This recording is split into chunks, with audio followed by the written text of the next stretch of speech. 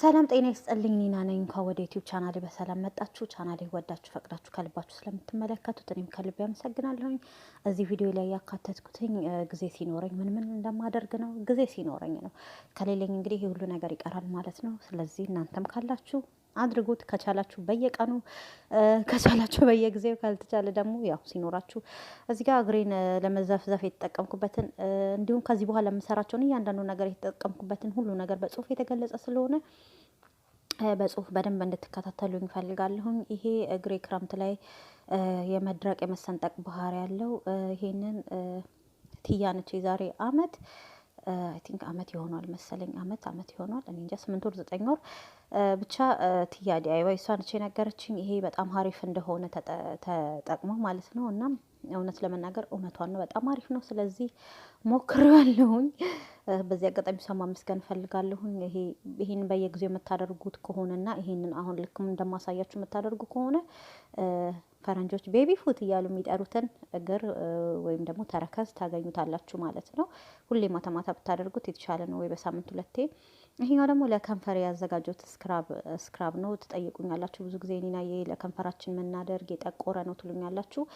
አንዳንዴ ከንፈር በተፈጥሮም ጥቁር ከንፈር አለ፣ ወይ ደግሞ በሆርሞን ወይ ደግሞ ሲጋራ ወይ ይሁን ነገር የምናጨስ ከሆነ በዛ ምክንያት የሚመጣ የጠቆር ከንፈር አለ። ለሱ ግን ይሄ ይረዳችኋል ብዬ አስባለሁ። ወይ ደግሞ እንጂ ለተፈጥሮ ለሆነ ከንፈር ይሄ የሚሰራ አይመስለኝም። ከሰራ ሞክሩት። ግን የኔ ከንፈር ኖርማሊ ይቅርታ በተፈጥሮ እንትን ነው ጥቁር የሚባል አይደለም። ለዛ ነው እና ይሄን ሞክራለሁ። እናንተ ሞክሩት።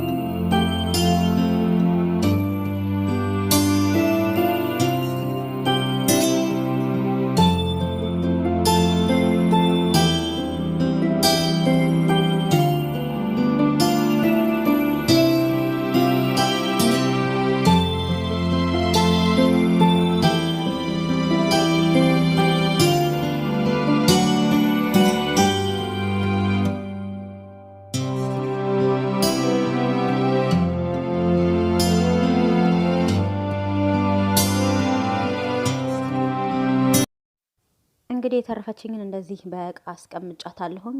ሌላው ደግሞ የክረምት ማስክ አሳያችኋለሁ ያልኩትን ምን እንደተጠቀምኩ እስኪ ለማንኛውም ገምቱ።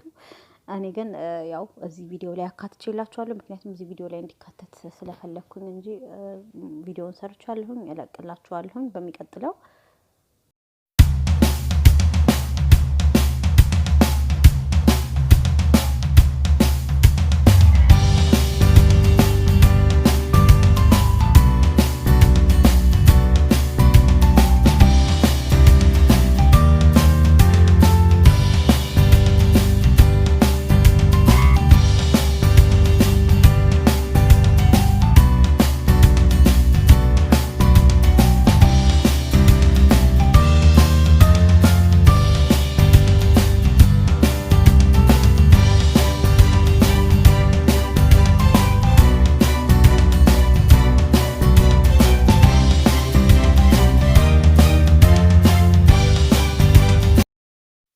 ደግሞ ስለ ጸጉር ባለፈው የነገርኳችሁ ነው፣ አይታችሁት ከሆነ ቪዲዮን እሱ ላይ የተጠቀምኩትን ነው። ያው እዚህ ቪዲዮ ላይ ይሄኛውም ተካቷል። ምክንያቱም ከማደርገው ነገር አንዱ ስለሆነ ጊዜ ሲኖረኝ ማለት ነው።